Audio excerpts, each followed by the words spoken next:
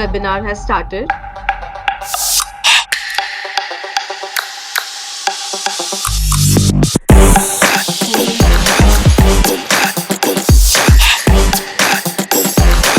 Very good afternoon to everyone.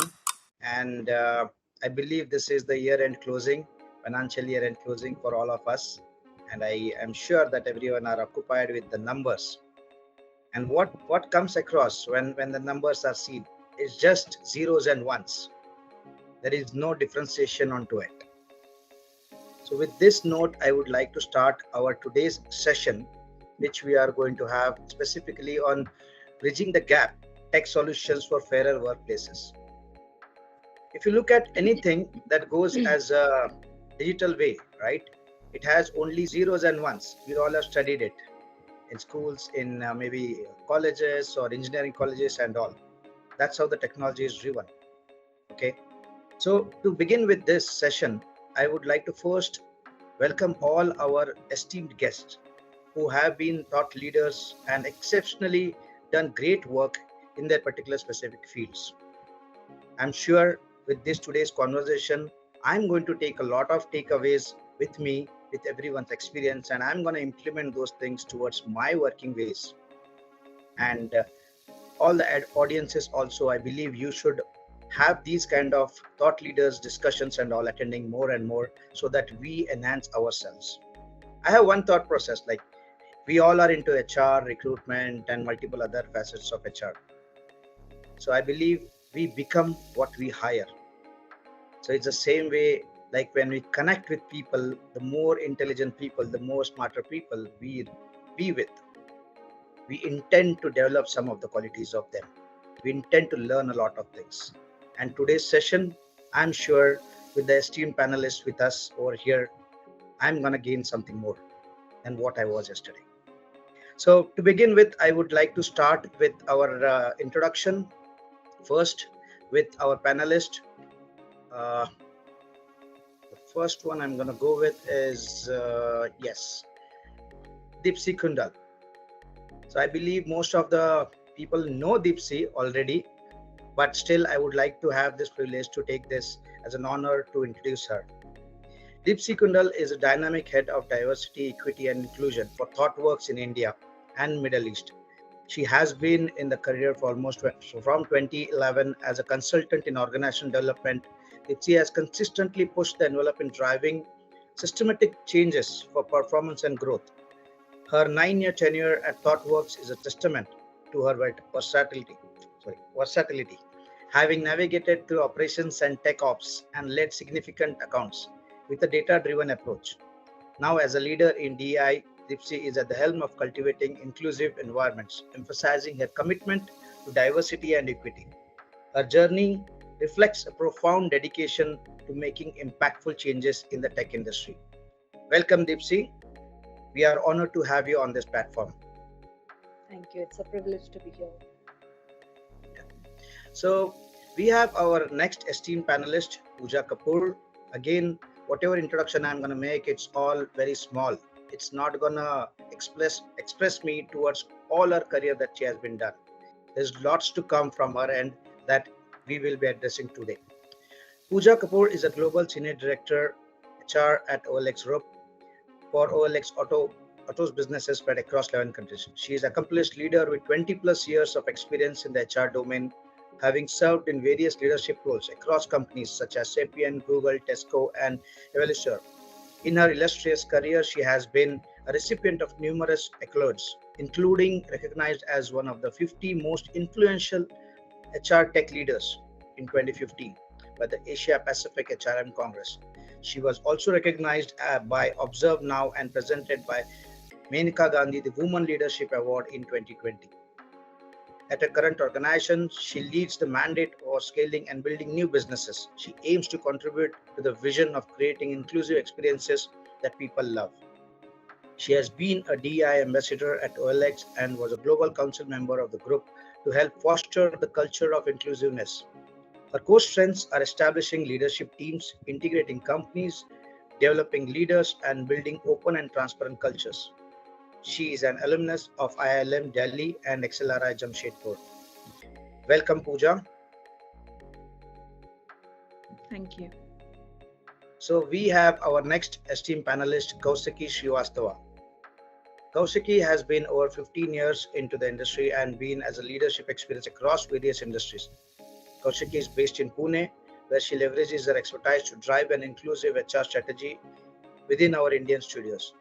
As an HR leader, she navigates the complexities of talent management, diversity, equity, and inclusion, driving strategy in talent acquisition, employee development and engagement, and social sustainability, and people and business strategies. In this interview, Kaushiki will give us more insights about how DEI is at heart of everything what we do right now at Ubisoft India. And our next panelist is Urvashi. Urvashi is the head of talent acquisition back at Expedia. She is passionate about new hiring techniques, and with over 15 plus years of experience in the industry, Urvashi is also a patent award winner, LinkedIn creator, public speaker, and has a passion to advocate diversity and inclusion, and stands as an ally to create inclusive teams. She is a promoter of work-life balance and practicing that from last many years. She has represented women in corporate on NTD multiple times. She has also won the title of Top 50 HR in Bangalore by HT Success Talks. She has also won Diversity Champion Award 3 times in a row by her key. She always puts effort to provide opportunities to grow and learn to the people around her.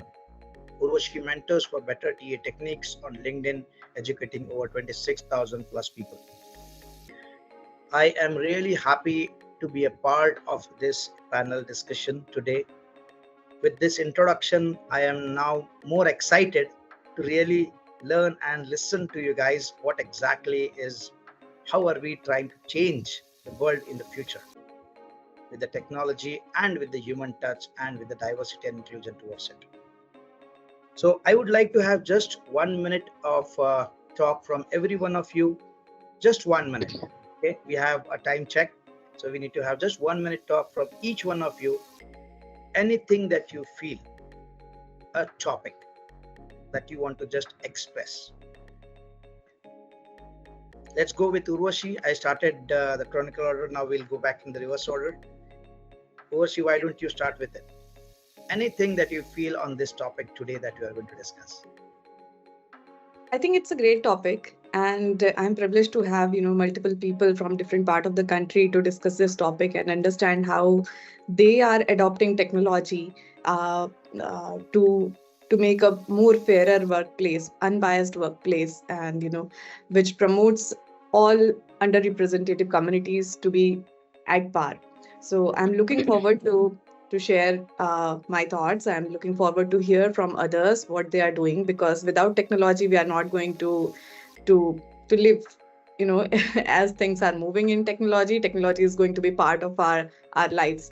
So let's see how quickly and how we are accommodating the best part of technology to make the best workplaces. Wonderful. Okay, Kaushiki, let's go with you. Thank you so much, Abhijit, and thank you for the warm welcome. Very happy to share this space with all the panelists. I think this is a great topic. Obviously, we've spoken a lot about access, equity, women at the workplace, women in technology, and all of the different things. I was fortunate enough to be a part of different panels this month. But this is an interesting topic because we're actually talking about integrating the future, which is tech, and we're going to talk a little bit about AI, ML, and really how do we build our hiring strategies, including these things. So I am quite excited actually to talk about this and maybe learn a few things from the others.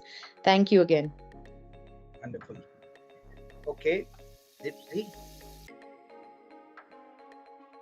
Thank you, and thank you everyone for the warm welcome here.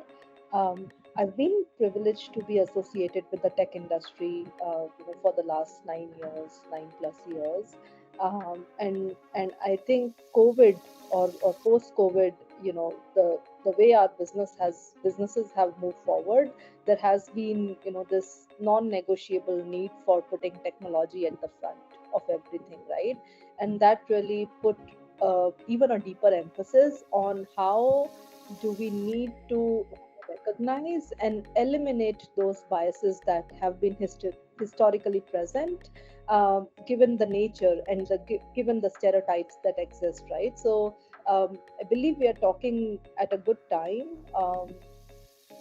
because things are only going to grow from here, right? With the newest technologies and at the pace at which we are growing, um, globally. So I'm very glad to be participating in this conversation with all of you, and very open and willing to hear each other's perspectives.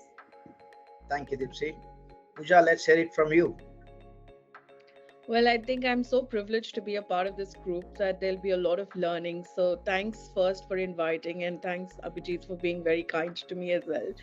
Um, I think the one thing that I have learned through the journey is that technology is the means to the end. And what we really, really want to achieve is the helm of that safe space that we want to create in the organization, the level of belongingness that we want to create in the organizations. And how do we keep evolving, reimagining ourselves in the organization, whether we are at the start point or we are at the middle or we are at the sort of achieving a certain state in our organization. How do we keep evolving ourselves to achieve where we want to go? And I think that is how we sort of keep ourselves relevant to evolve through that safe space, because that safe space keeps changing with the change of technology.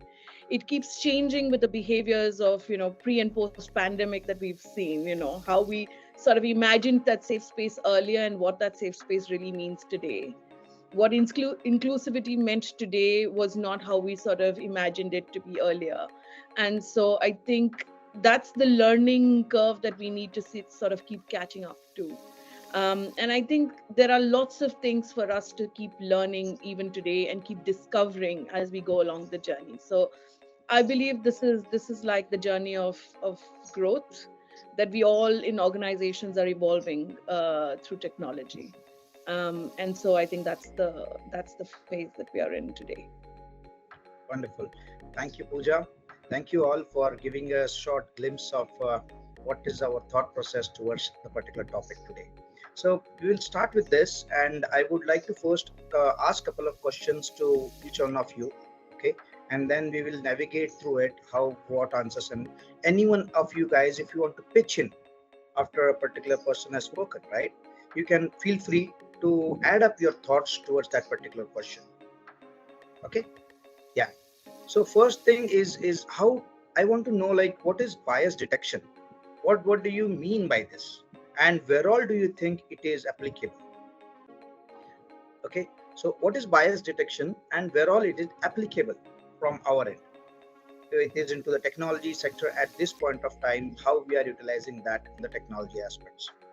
So let's begin with Kaushiki. Let's start with you.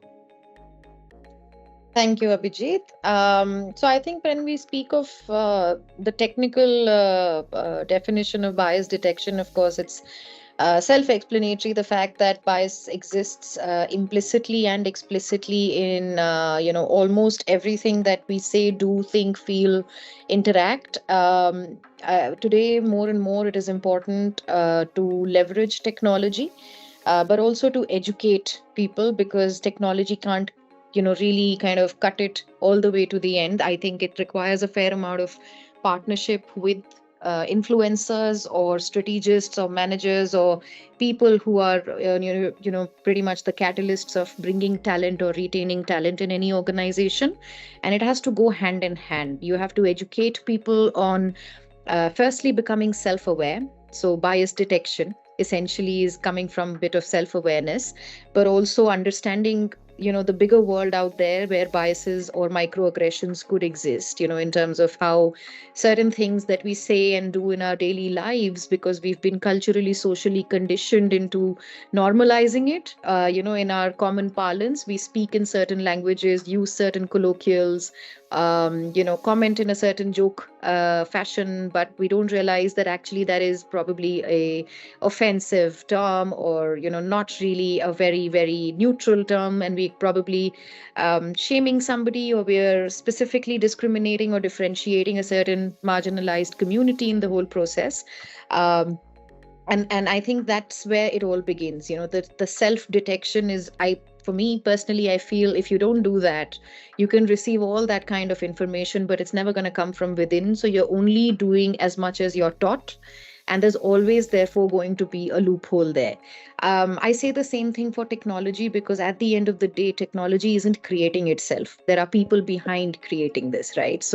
So even if it's artificial intelligence, there's human beings behind it, and therefore you need equally a neutral, aware workforce, a continuously educated workforce behind, and a bunch of innovators who also listen, learn, adapt, are open to their own biases and freeing themselves, so that they're able to keep kind of bringing that into the technologies. And then that's where we kind of move into a space of detection before correction, in my opinion. I hope I was able to answer that.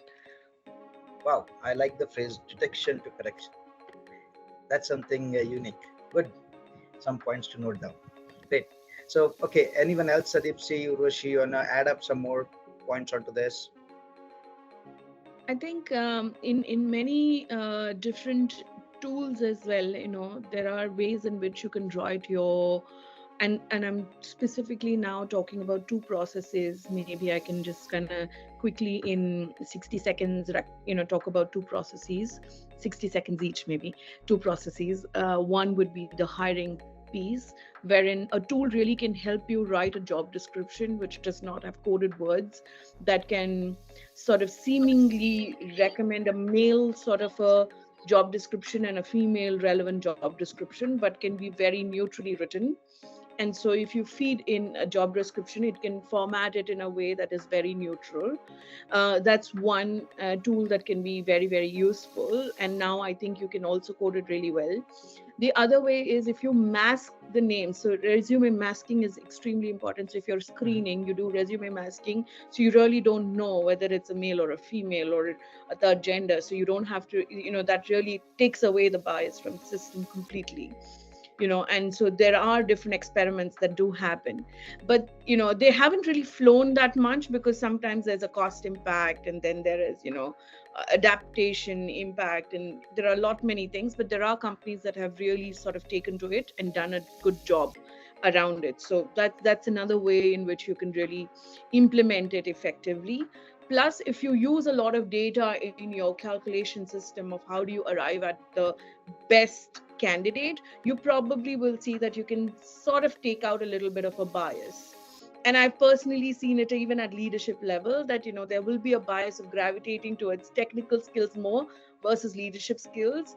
And that's where, as a leader, you may have to jump in and you have to say, what's the need of the hour? You're looking for leadership skills or you're looking for domain. And then when you look at, then you're really gravitating towards a woman leader, because you're actually looking for leadership skills, because you'll find domain and you can grow domain. So how do you mitigate that when you have data around you, and then you take the right decision? So that's one part of how you leverage data to sort of make decision making. The second part is when you do performance management. It's a journey, and it's not like the 1 year journey, it's like a 3 to 4 year journey, when you can get a lot of analytics. And because we've managed I've had the luck of managing around 11 to 12 countries. You get a lot of data, and then you can slice and dice and see the data of how women are rated and how men are rated, and that's your first starting point, beyond the bias of ethnicity and beyond the bias of different levels and career stages and all of that. But your first instinct is, let's go with gender balance, then do with different level career stages, then do with managers and stuff like that. But your first stage starts from there. And that's where you can actually see that there are some Latin American countries still, or some career stages where you will see the flex is not happening on the right balance of rating systems as well. So you sort of hit the nail before you actually finalize the rating process, and you raise the right questions.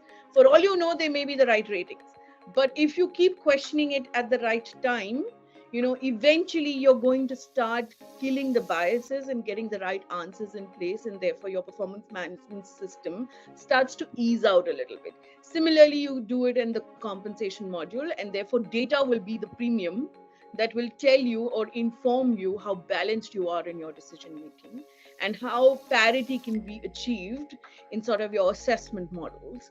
And that probably is a 3 to 5 year journey to get to a point where you're respectively now assessing data to make meaningful decisions. That's the sort of an example that I could give you where we really sort of made effort. So I think using data effectively is also extremely important. Yeah, thanks, Pooja. Dipsy, yes, Uh, please go ahead. You raised your hand. Urvashi, wanna go, or is it okay if I take a lead? you can go ahead. Okay, thank you. So I totally agree with what Kaushiki and Pooja you mentioned here. However, there is a challenge that comes with the systems when you, for example, just mask the resumes, and it comes as a challenge, especially in the areas when there is a level of intentionality to increase the pool at the level of hiring, right? So and in those moments, what's also equally needed while we make these corrections in our systems is also the level of sensitization that's required. And one also needs to integrate you know the the removal of biases into the processes itself.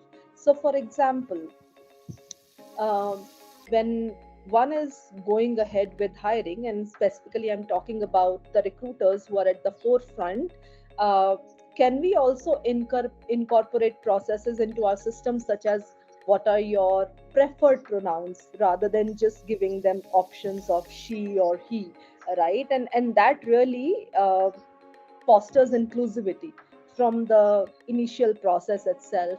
Uh, what I have seen happening a lot, especially in the workplace that I have been associated with, is the unconscious biases, the level of awareness that we do with unconscious biases, and with helping them with those narratives, so that it helps positioning themselves equitably in front of the candidates.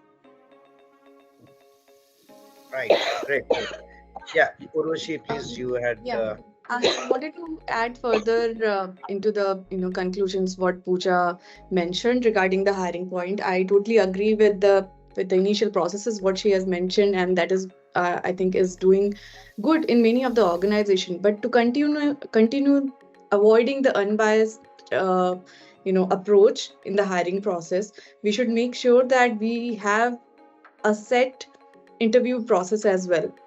What kind of questions to be asked, how to approach a candidate during the interview, how to provide feedback, what kind of information we needed after the interview as a feedback, to make sure that we are able to make open decision, we are able to talk openly about each candidate, and our decision is based on data and not only what interviewers are thinking or feeling, because as a human they may start feeling something during the conversation, they may feel strong about some candidate, but we have to always rely on data. So always make sure that we have a right metrics to judge each candidate and then conclude on the final decision before making any comment.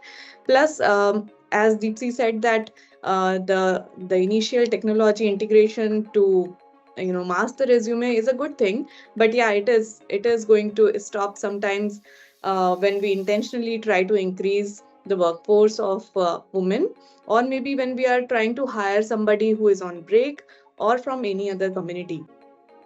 So apart from integrating all those technology, we have to continuously work on sensitizing our leaders, sensitizing our interview panels, all our employees continuously, so that they are always conscious that what kind of decisions they are making, what is the right way to think when they are at workplace. So these conversation has to be continuous and very open in the organization, and that has to be included in the culture of the organization to make things work in a long run. Thanks. Thank you. Absolutely, I agree to everyone's points. Technology is there to help us to make us better, but at the same time, what we have learned throughout, I believe in one thing, that our upbringing, right? I'm talking on a very sensitive aspect. It is about our upbringing also, how and what situational things we have been through as a person. and at what environment we have stayed. Some or the other where that biasness of those thoughts, biasness of that environment comes across to us while making better decisions. And it can relate how much ever we become advanced in today's world. But that biasness is what we need to first unlearn. And I believe if that is done, then something fresh that is coming across in front of us, we all can change things and make it better. And then the technology, whatever is coming across in front of us, can be utilized to a very profound manner.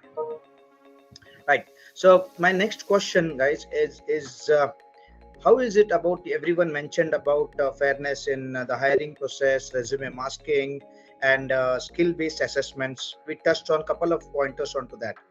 Now coming to, I'll get you into a specific aspect, that is skill-based assessments.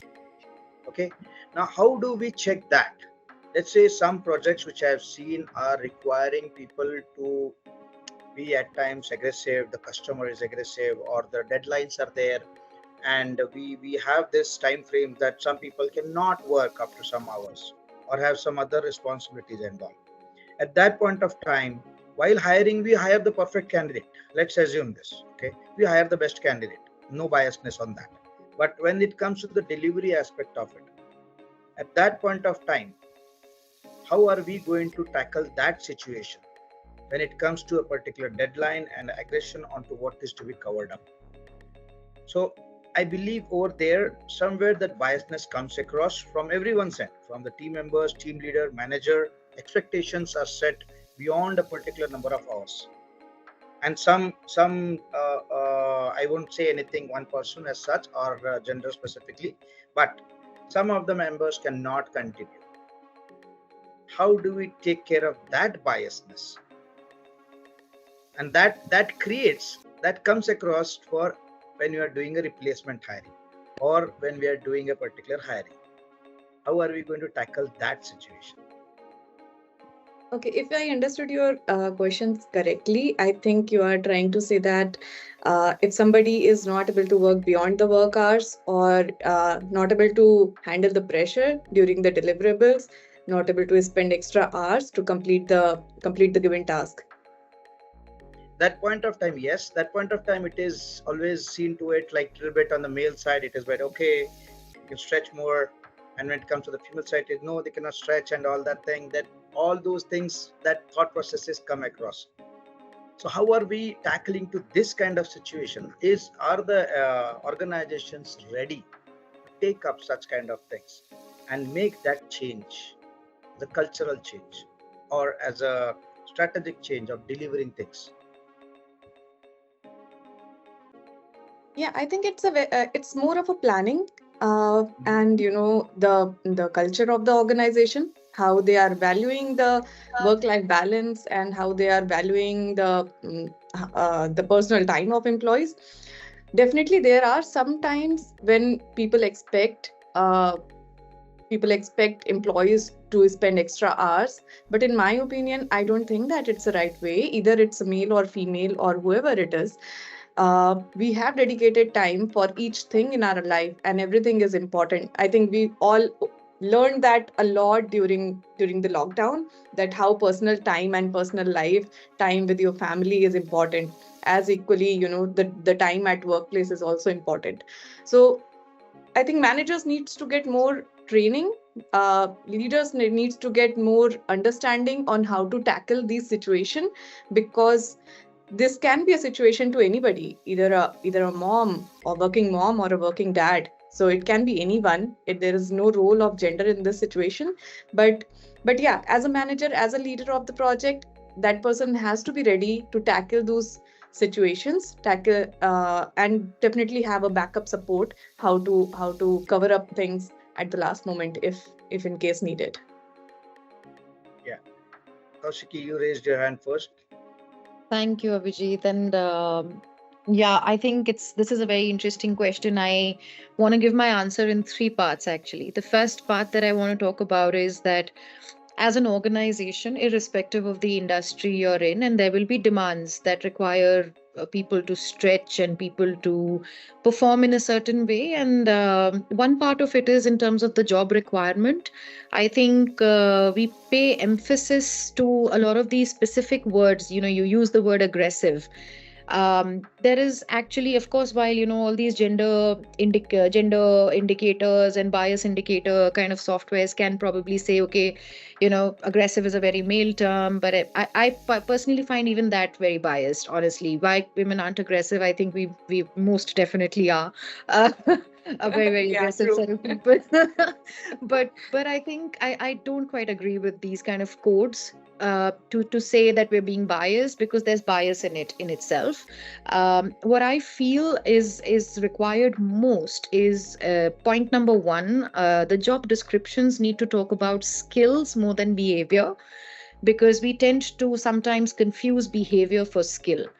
Now, these are two very different things, right? What do you need to do? You need to be able to finish a certain task with a certain deadline. You need to be able to stretch for a certain set of deliveries. You need to be able to prioritize rather than be aggressive. Like, I don't understand what aggression means. It could mean shouting, and it could mean being disrespectful, which is not okay for any gender to do. Absolutely. But at the same time, if it's about chasing a deadline and getting a job done and being, and being somebody who's kind of closure oriented, I think that's a gender neutral term. That's a requirement of an organization, and it's a skill that you develop, because that's what will take you ahead. So that is one part in terms of really understanding what are you asking for as a job. The second part is, as a culture, there is a very important role that the CEO, that the visionaries, that the strategists and the managers play as a role to make sure that a culture is set.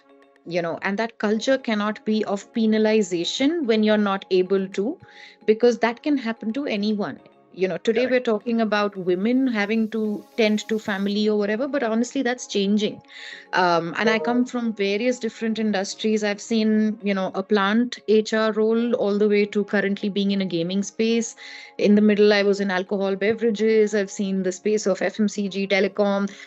There's a lot, and then the entertainment sector. Really, I see the landscape is not about male female roles, but really caretaker roles. Roles of, I could be single, not having any kind of dependencies on me, and yet I want to have a life, and I should be, Absolutely. Yep. allowed to. So it's not really about the fact that you are playing a role. That's why there should be some kind of reasonable accommodation. But really, this is the senior management and the influencer group that I was mentioning in my earlier thing, that needs to be woke enough to understand that the world is changing. There is a work life fit that needs to come in.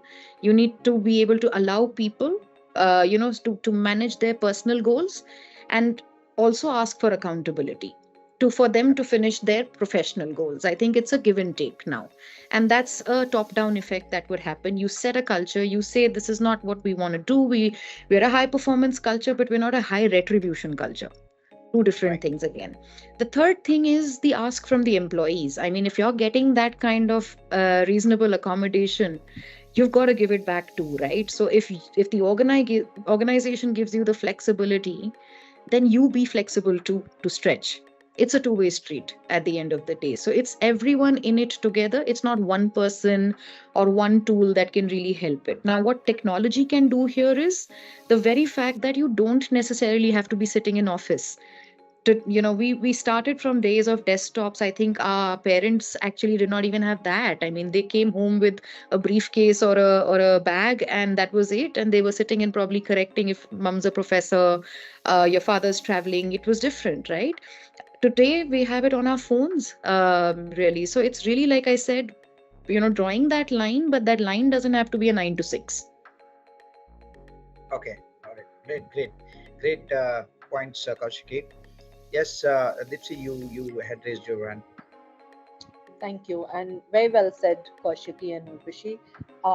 I think few months ago there was this whole debate sparked on the comments which Narayan Murthy made about the 70 hours work And week. yeah. I just feel that we are making a lot of assumptions here, and we are just assuming that just because a role is a stretch, only men can do it and nobody else is capable of doing it. And that's not, I think that itself is not right. Right. Now, what can we do? What organizations must do is to be able to create that level of trust and autonomy. Otherwise, we are still in that state of, the organizations being very autocratic and also bureaucratic, and there will be engagement issues for sure, because what we are asking for, as Kaushiki mentioned, is the high performance and not really attributed to the number of hours you can work for. And I myself, very early on in the career, I've had experiences where when I interviewed for one of the organizations, they said, well, you're married for 4 years, are you not planning a kid? How would you be able to work after a kid?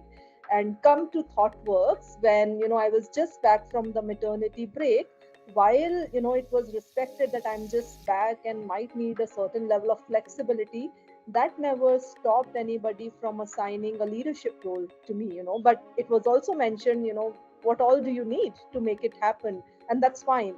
So it's very important, whether it is women or anybody for that matter, the other underrepresented gender identities or minorities too, we all need the level of support that is required to make one feel comfortable in the place that they are, and ensure that they are able to perform to the best. And you can hear my daughter ranting behind, right? So that is the level of environment we are all operating it, right? The fact that we are talking about um, the certain roles and the level of aggression that's needed, it's not right. I think it needs to go by, uh, whether you're a man or a woman, or anybody else for that matter, are you able to do that role? Are you passionate about what you do? Correct. Right, Yeah, and that yeah. should stay relevant. And yes, leadership does have an equal role to play in it, right? And if they sort of talk about how it is important to have a diversity, not just at the level of talking it, in the level of actions, blending into the business goals, I think that's much more impactful and relevant with the representation, rather than having it in the playbooks. Absolutely. Well said, Dipsy. Yeah, Pooja, please go ahead. I think most of it is said, but I'd say kudos to Kaushiki and Deepsi and Urvashi for laying the ground really well for the conversation. I probably will still sort of say a couple of things more beyond the obvious, which is to Kaushiki and Deepsi's point that the leadership's involvement and the leadership's accountability is extremely important, but in a very sort of direct way, that the fish stinks from the top. And when the fish stinks from the top, it is their accountability of how resourcing is actually done. You don't do the right resourcing and then you pass the buck on your team saying that you have to stretch, is bad management typically. And then you say that you have to work for late hours, that's even worse. And then you train managers to manage how to make people work late hours, that worse training. So I somehow feel that we fall into our own vicious trap of HR trying to take the whole burden of trying to make managers better managers for the mistakes that leaders make, and trying to solve the business problem. That's just not the right way of managing culture. And then taking kudos for, hey, we trained managers and now our scores are better.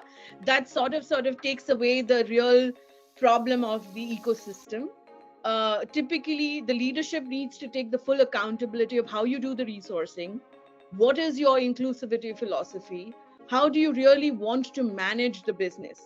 And if you want to give flexibility, if someone wants to give 70 hours, so be it, it's their passion. If work is their driver, they will give it. Whether you tell them to stretch or not stretch, they will still give 70 hours because that's their driver. Someone's innate driver will let them decide what they want to do. And that should be left to them. That's when they will feel belonged. And that's when they will have the safe space to perform. And that's absolutely okay. But someone who can only give 40 hours because they have a few other things to do, that should also be okay. And that's the beauty of the system, where we need to take the biases away, that your outcome drives your opportunity, and your opportunity gives you the growth. That should be your clear philosophy of the ecosystem, and that's how we should foster the training in our managers to be able to make that the culture, versus solve the problem of the mistake that the leader has made and try to create that as a situation for training managers. So I guess maybe I'm a little bit more direct, because that's the whole thing that an HR leader probably at some point in time, or a diversity leader at some point in time, has to be in the face of a leader. Whether I'm a woman leader or a male leader doesn't really matter, but you have to show the mirror very honestly that your resourcing, your leadership style, and the walking the talk.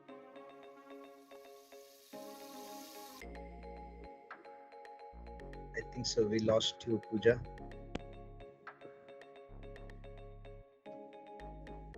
Yeah, I think so. We lost Pooja. Probably she'll come back.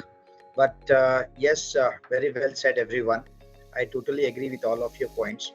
And I believe that's where the technology is coming in picture nowadays.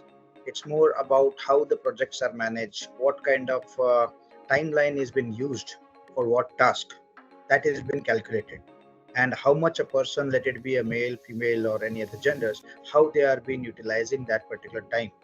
That is what we need to look upon. And these all things, the technology can help us to come to a particular data driven decisions. And that's what my point was, is all about. It's not about who can stretch, who cannot stretch.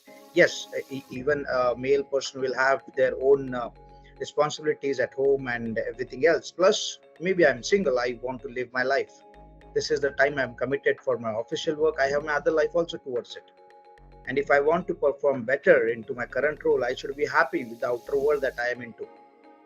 And yes, Pooja also right directly she mentioned that someone is passionate, or sorry, Dipsy mentioned that someone is passionate about it, they will drive it, irrespective of whatever time we are bound to give, or whether we are restricting ourselves only for 8 hours or 70 hours of the week, or kind of thing. Okay, so now coming back to our next question is, what do you feel that this thing as a employer brand, is it just a fad right now as a DEI, or is it creating a great employer brand for us, or how it is driving to get that kind of attention from the customer end, from the delivery perspective, as well as the employee retention and attraction perspective? Anyone of you guys can pick it up. Okay. Pooja, are you back? I think so. Still no. Okay, let's go ahead. Dipsy, you raised the hand. Please go ahead.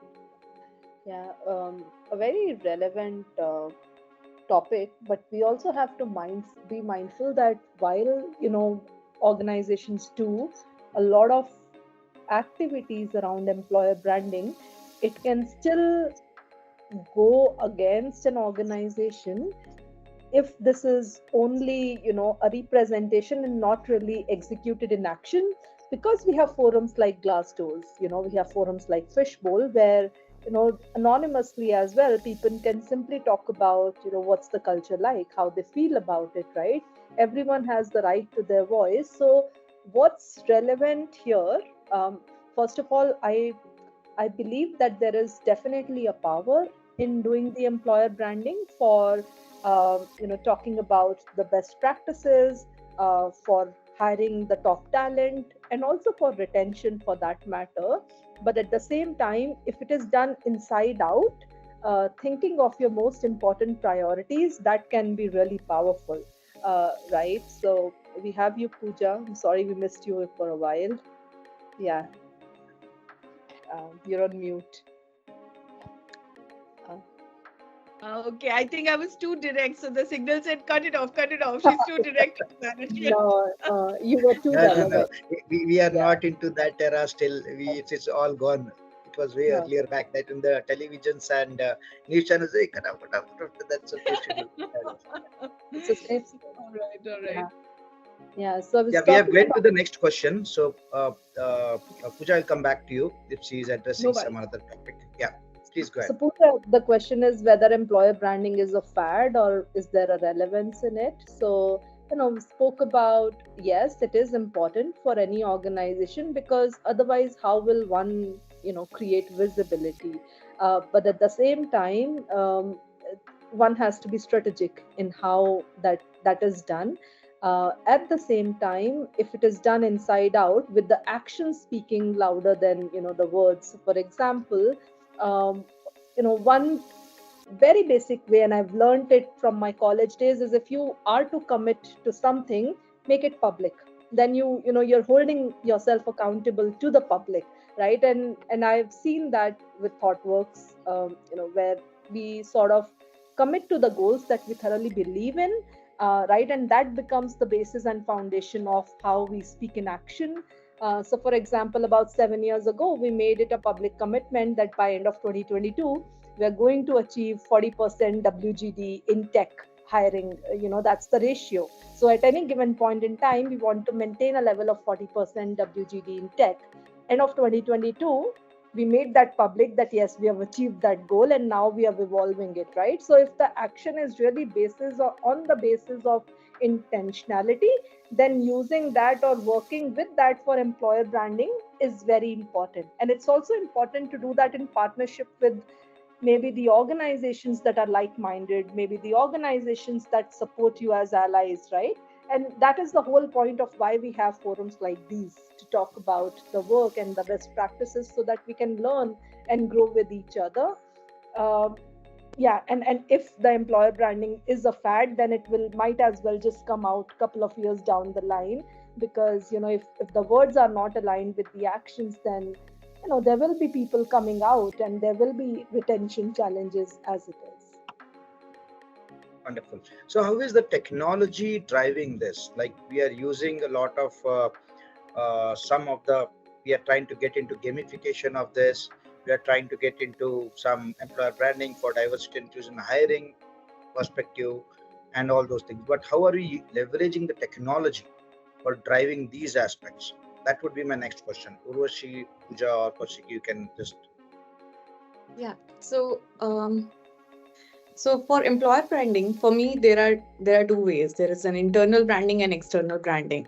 First, we have to understand as leaders of the organization what are the values, mission, vision, or the culture we want to build in the organization, and make sure that our leaders are walking those talks and spreading those awareness among employees and participating in those internal branding things to make sure that everybody in the organization understand the values and culture and what we wanted to achieve. As Dipsy said that they wanted to achieve a number of women as 40%. So what your goals are as an organization, understand those, work on those, make sure your employees believes in that, and then only you can start talking about this externally to make sure that you are putting whatever efforts you are putting, you are publishing that on different. You can use different kind of technology to showcase what you have learned, what your values are, because nowadays after pandemic, I think people doesn't only look for compensation when they look for an opportunity outside.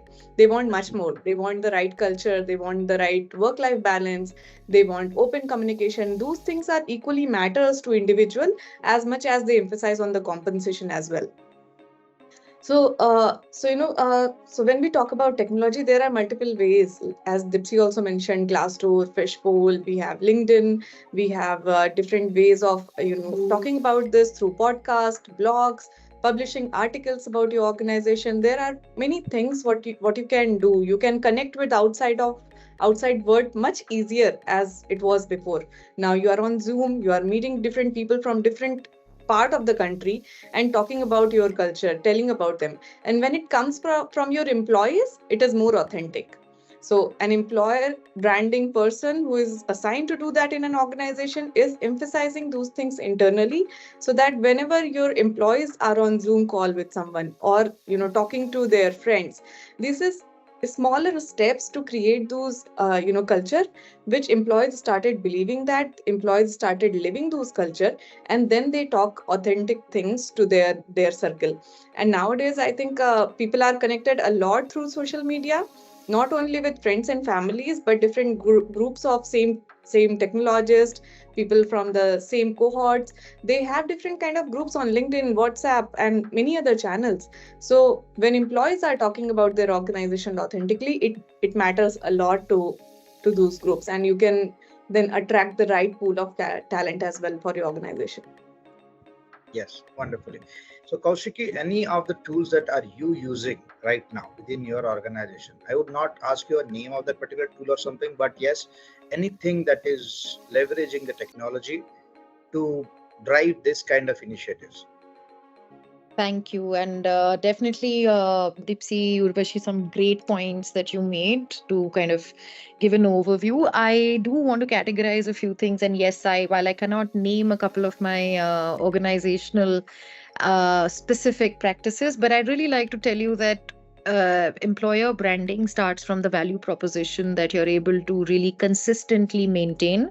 And like Urvashi rightly said, internally and externally, there's got to be like, and again, I think the tokenism that Dipsy was mentioning, that you don't just do it because you got to look like a happy place, but you've really got to create that environment so that people become the champions and the ambassadors for what you're trying to proclaim as to be. Because if you go on LinkedIn and Instagram, obviously the company's page is going to be showing good stuff. It's when the people speak about it outside of that network, in their own circles, beyond the obvious spaces to brand, is where I personally feel that that's where your employer branding actually exists.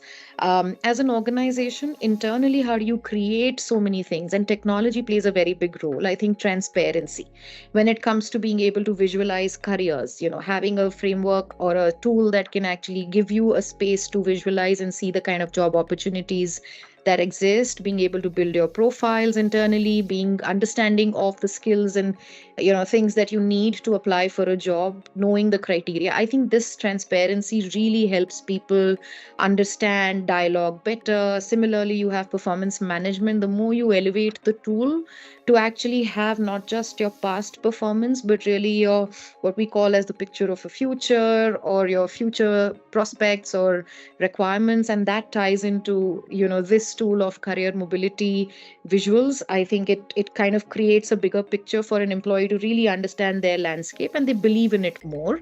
And then, of course, like I said, it's not just the tool. There's got to be some action for it. So if you're going to be on this page, you should be in a way getting some returns for it. So you, at some point in time, you can apply and get interviewed, and you should be. If not, it's just a tool that is redundant. Similarly, community, we spoke about some communities that exist outside, and people create groups. You have Yammer, Discord, things like that, where internally inside of the company, when you start creating that community, people express themselves. When you have ERGs to represent minorities or communities, and they get a space to actually create a safe space for people to come together and talk and know they're not the only ones, is when you create that branding again for yourself.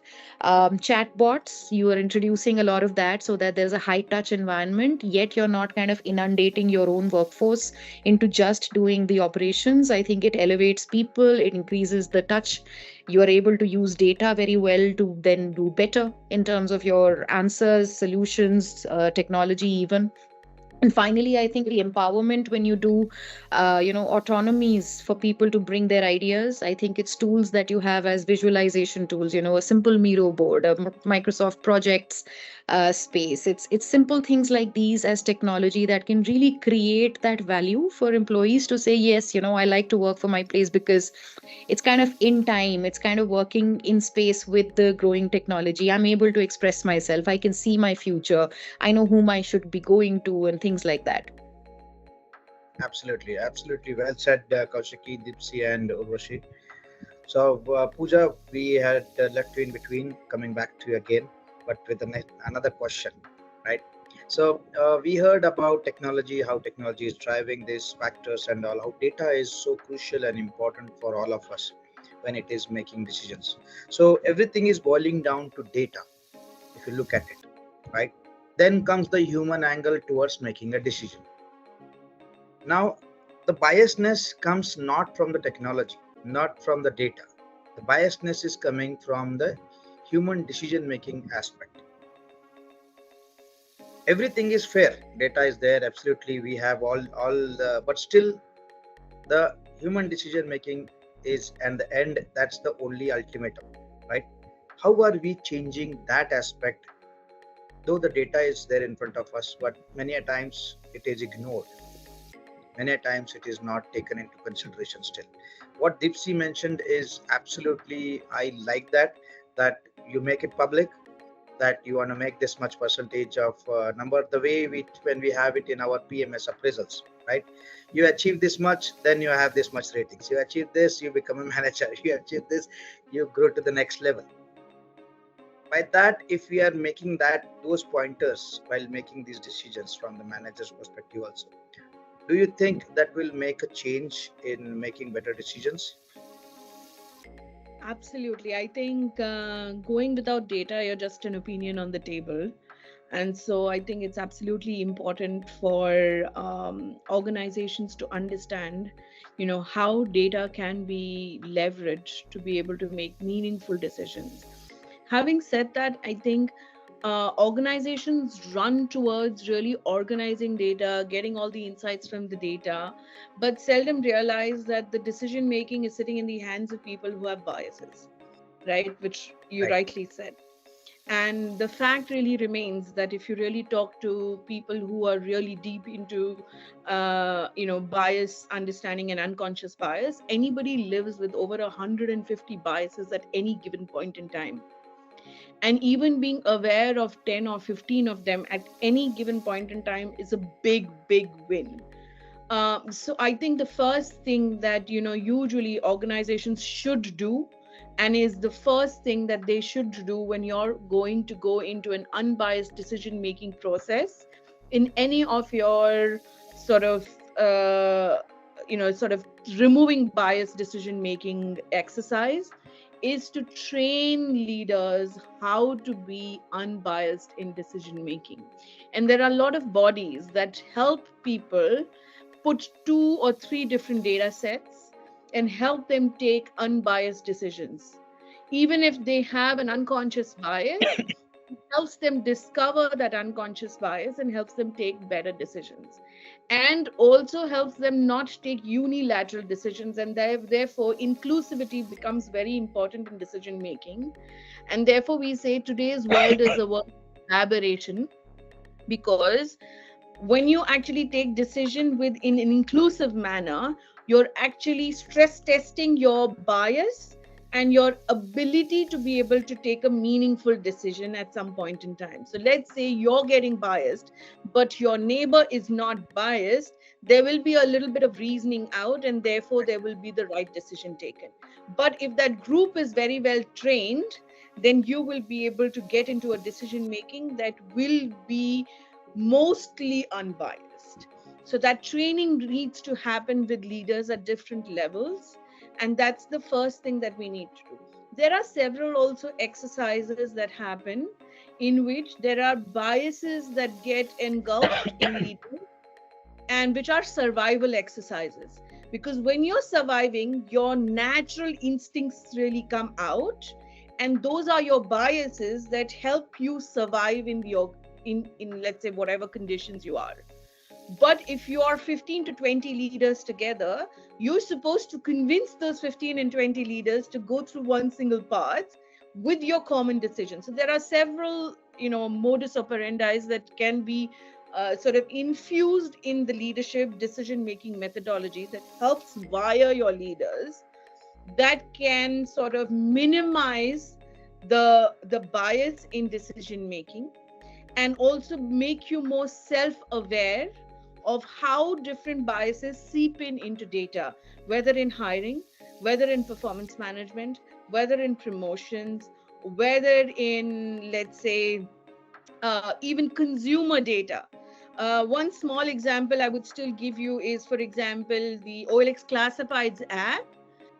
Largely decisions are taken to buy by women, but are served by men, and the conversation to buy, peer-to-peer conversation to buy, is done by men, because there is a lack of safe space to go and make the transaction happen. But the decision is done by a woman. Now, in the design team, if you don't have women, then you're not doing the right sort of navigation to go into the right sort of targeting for a woman. So therefore, you need to figure out what your consumer space is and how you're going to ensure that your design team has the right mindset of the other side of the consumer as well. So there are multiple ways in which you can bring the mindset of different lenses into your decision making and therefore go through it. But training is extremely important to remove the biases, and therefore there are multiple bodies that help you in taking those taking biases out through the lenses of data as well. Absolutely. Well said, Pooja. I totally agree with you. It's when you look at it, it's a total experience that we have to see from a 360-degree point of view. We cannot be just seeing, like, let's say, just from 180 degree or 260. We have to see from a 360, top view, front view, everything. That is where we will get a clear idea or a picture about what is actually to be accomplished. And to achieve that, I believe all of the leaders, not just the leaders, the next generation. Everyone is talking about X, Y, Z generation. They have been talking about. Now I'm talking about the alpha, the new ones that are just born. How are they looking at it? How are they seeing the world? Probably the future that's going to come across is going to be in that shaping, that the way they look at it. And whatever we all are trying to accomplish or trying to do a bit of it today is going to yield or is going to lead a pathway for them to lead a better life and to lead a very equal opportunity life for every one of us. So I believe it was a very wonderful conversation with all of you guys. Really thank you for sharing your thoughts and insights. Pooja, you there? You want us to continue for a few more minutes, or you want us to close on to this? Yeah, I have it's a great conversation going on, and we were just listening on and listening on.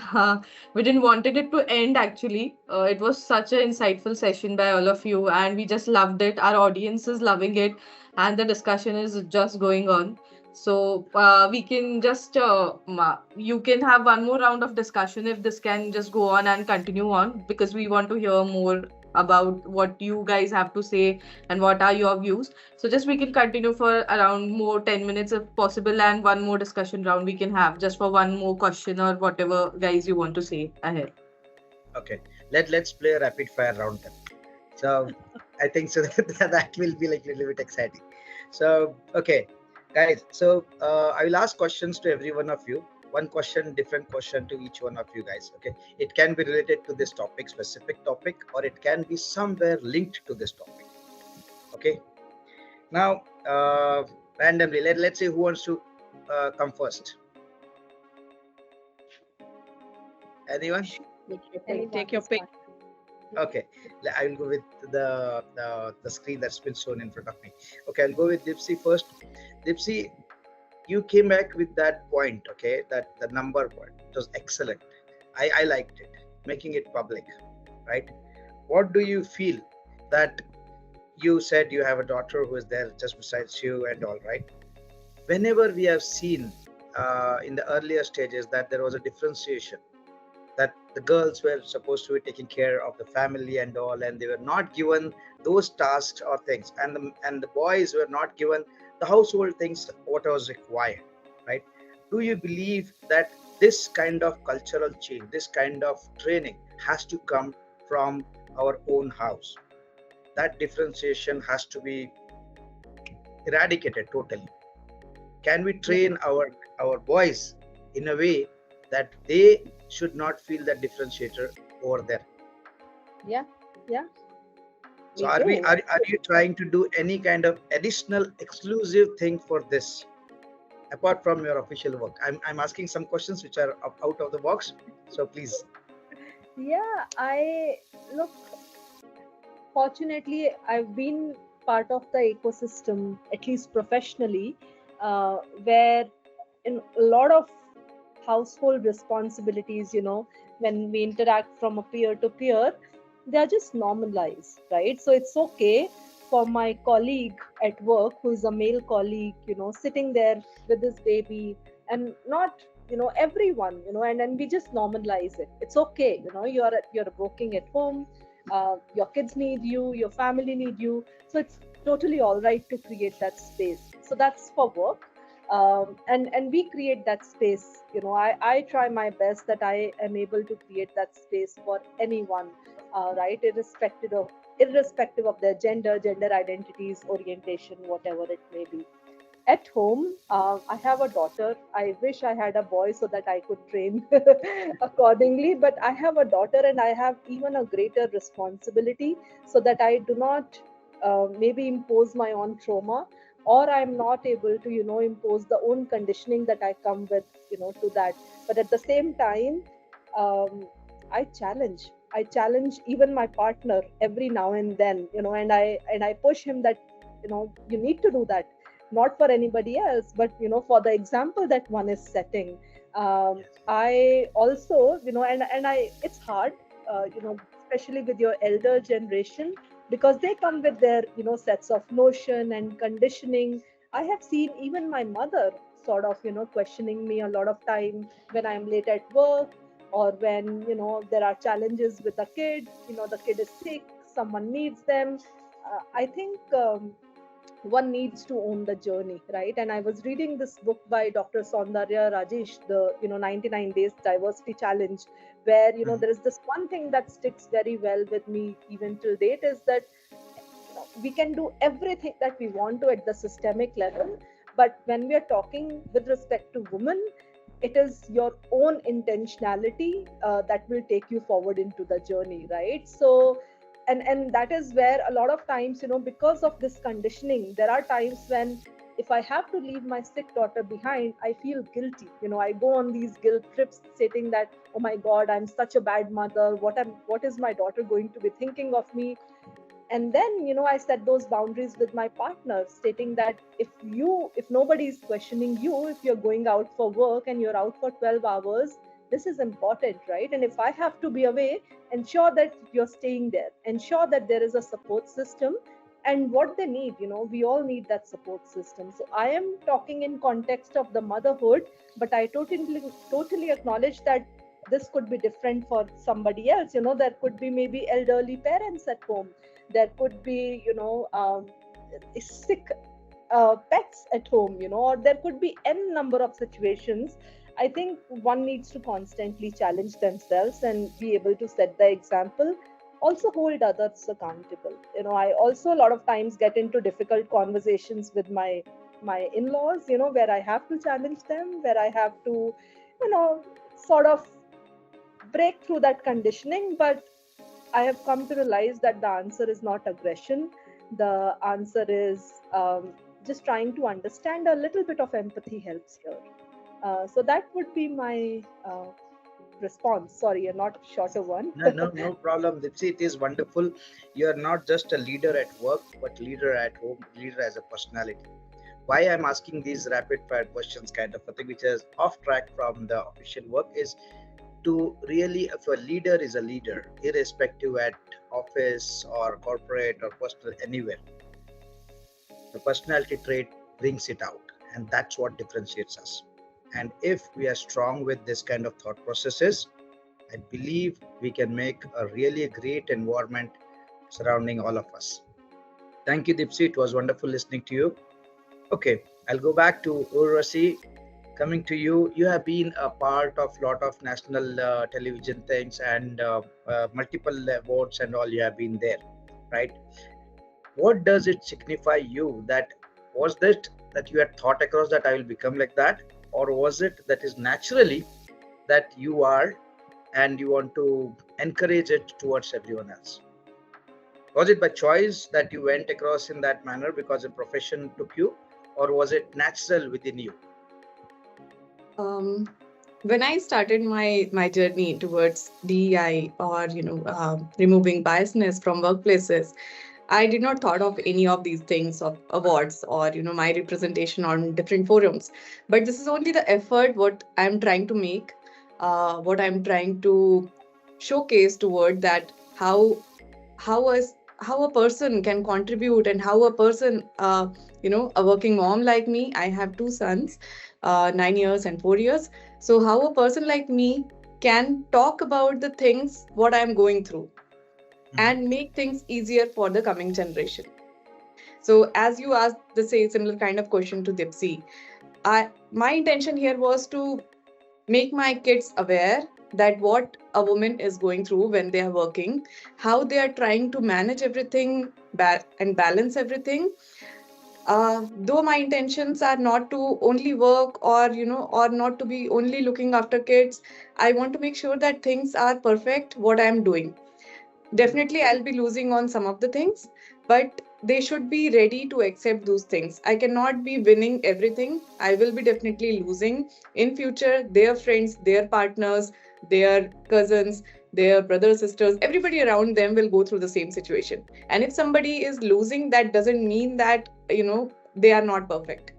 So when I was doing this, I'm continuously doing this upbringing of my kids.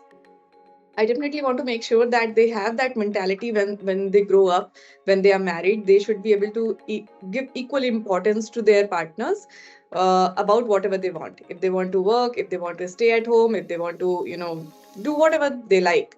So respect that, and then design your life accordingly. Don't be only thinking or be in this situation where we are in today in this world, that men will be working and women will be taking care of rest of the thing plus working as well. So make sure that you are contributing. And at home also, we are creating the same kind of atmosphere. Me and my husband, we both share equal responsibilities. It's not only on me all the time. When I'm not at home, he's taking care of the things. When he's not at home, I'm taking care of the things.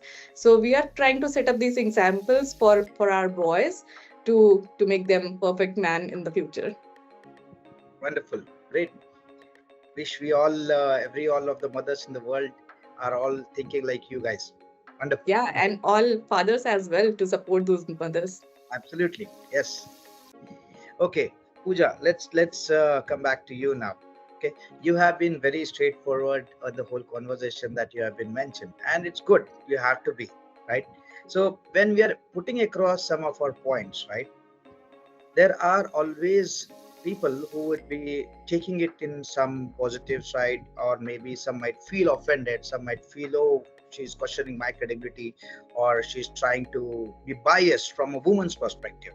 Now, okay, we all have heard about men biases about men, but now as a woman speaking about only women and trying to put across those things, that can become a biased point of view.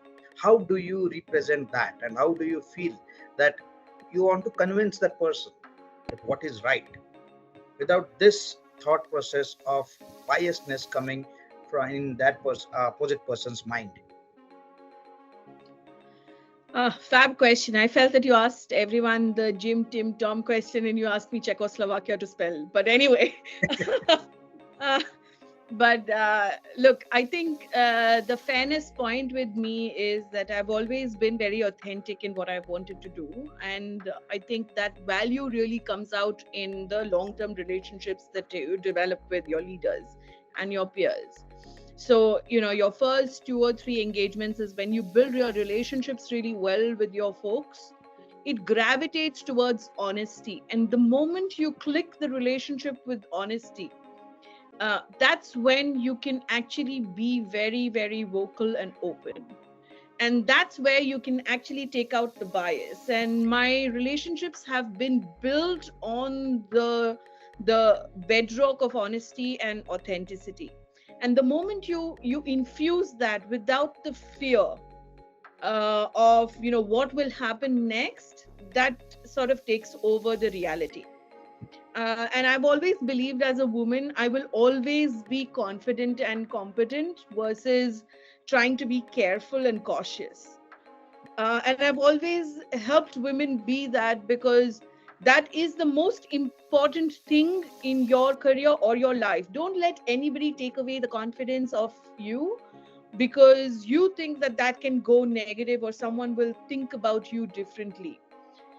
Someone may definitely say that you can be more aggressive, or there's always this difference between being treated as aggressive versus a male being treated as assertive.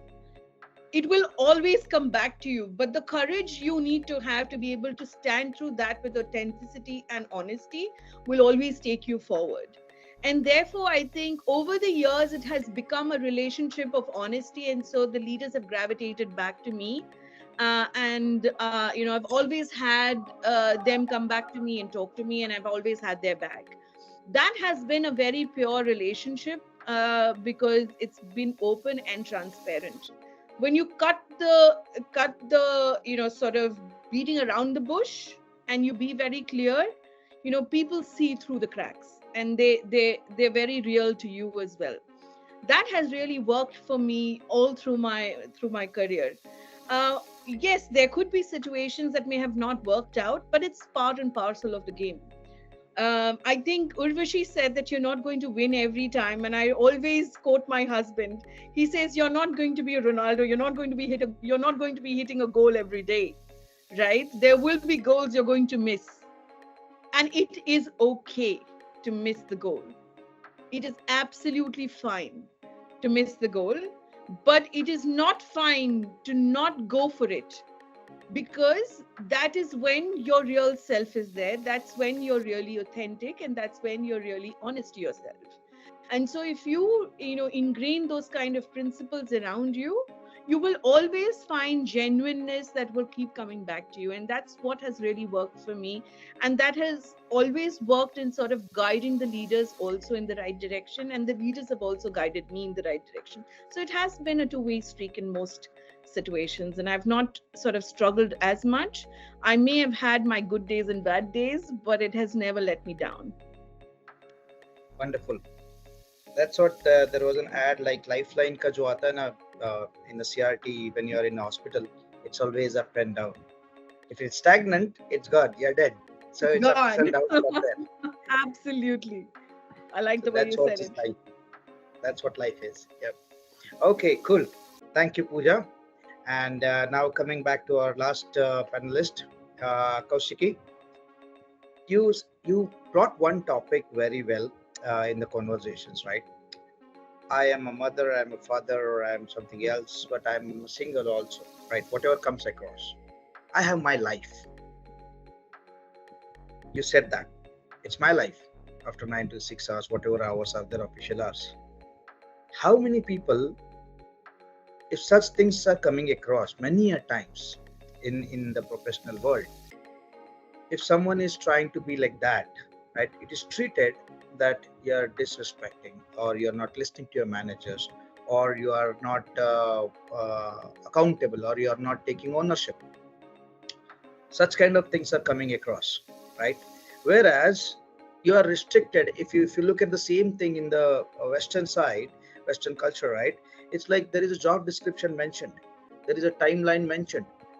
You cannot question the other person after 5:30. You cannot even call the people after 5:30 of their official hours. But whereas where I've seen over here in the Asia Pacific region, it's little bit not that strict. It is taken very casual. What do you think? How can we change that over here? Thank you, Abhijit, and lovely questions and answers from the rest of the panelists so far. So first things, I think, this, it's not just a regional kind of trait. It's also a very industry specific, or a specific stage at which a company would be, that also creates this. And a lot of different ingredients go into the mix of what we continue as a culture, whether it's toxic or whether it's not. Most successful companies, and I've had the privilege of being a part of some very good companies, and I've seen very different cultures as well as cultures that evolved while I was around. And I see it around me with the various different people. I think I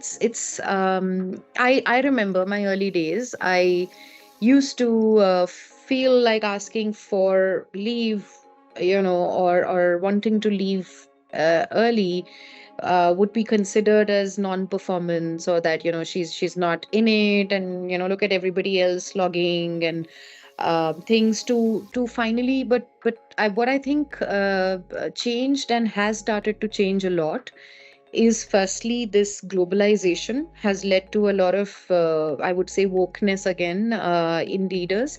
The generations are changing. There are many more organizations with millennial leaders. They're not carrying that legacy forward today. I'm not saying that a previous generation was a certain way, but I think a lot of demands were different from the economy, from the industry, and also because technology didn't exist in the way it does today. A lot of things had to be done in a certain way that required manual effort more and things.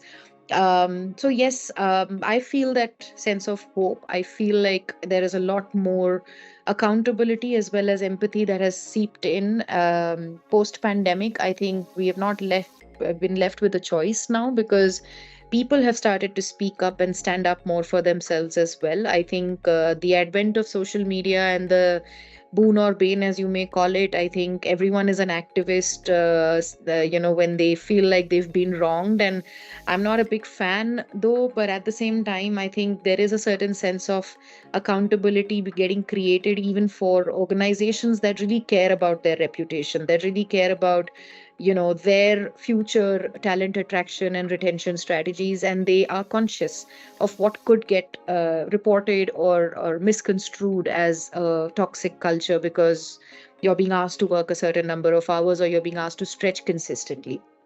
But at the core of it all, I think what is most important is communication. So when you said things like if it's considered that you're not listening to your manager and you're being insubordinate and you don't have the ownership for it, I think what is required is communication. Today a lot of the organizations are focusing a lot on managerial capabilities. That has been the trend over the last 3 years, that it's now time for people managers to level up, because they're walking into a world that is already a VUCA world again. It was so 10 years ago. They've not had the time to reach the ages of 45 to 50 where that maturity and gravitas would have come in. And they're already dealing with the sort of complexity, ambiguity, volatility, and dealing with a new generation at the workforce who will not take what used to work anymore. So there is a lot of emotional intelligence, social intelligence quotient that has started to come into the focus. And a lot of organizations that aren't doing it need to do it, but they need to build this into their learning culture to have basics taught and cleared with managers, with leaders, about what is truly empathetic working, what is practicality versus empathetic leadership. I was actually in a conversation 2 months back about a high performing culture, and does that mean that a high performing culture also fires people really quickly and things like that? And I said, no, I don't think so. It shouldn't be. It used to be like that because that was what was considered, that if you don't work, you leave. But it's also about now having the patience to understand, are you in the right role? Are you being used the right way for your skills? And if it's not working, let's have a conversation to part ways a little more amicably than just being told, given a pink slip. So organizations are shifting. Learning cultures need to focus on communications. You need to have those dialogues. Your job descriptions, your hirings, your talent retention, attraction, development, exit, everything has to speak for what you stand for, has to contract the right way. If I don't tell you that I do expect that there would be peaks and lows in the project that you would be assigned, you would be taken aback when the time comes and you have to stretch for a month and you may have a family outing to go for, irrespective of your single or married status. But if this conversation happens and we talk in advance, we plan in advance, we have more ideal conversations and continuous feedbacks, these kind of assumptions start to go away about someone's, all of it boiling down to someone saying no on one evening because they wanted to go out that evening. So it's more about building more communications, creating that psychological safety where manager can also express the demands and adjust, as well as the employee coming and saying, hey, today I can't do this, but I'm going to make sure that at tomorrow I can finish it all. Some more contracting and negotiation on the pulls and pushes of your job need to start happening.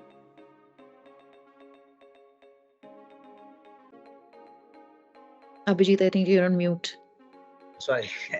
I was speaking for such a long time, so thought let's take a break. Technology is also telling me take a break.